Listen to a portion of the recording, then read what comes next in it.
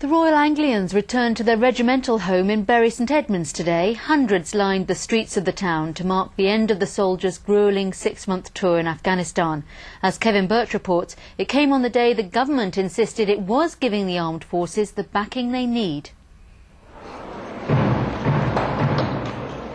After the freedom of Norwich yesterday, today it was Bury's turn to throw open its doors.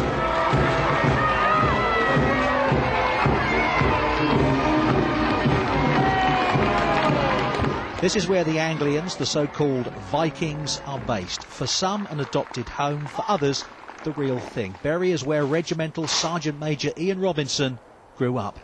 I know you're always loud. Are you going to put on a bit of a special show today? Well, I'll try and do my best, but I've got to be honest, my voice ain't as good as it was a few days ago because I've been getting a bit of use just lately. But I'm sure everybody will hear what we need them to hear anyway. Shooter!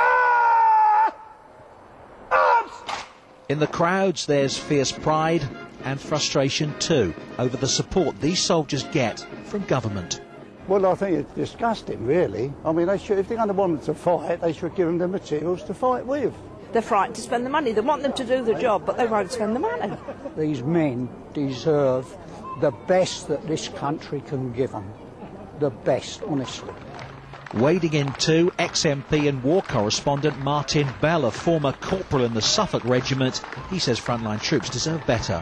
What is absolutely great is that the people now are behind the Chiefs of the Defence Staff, and there's every chance that the people are going to force the politicians to take note of the armed forces.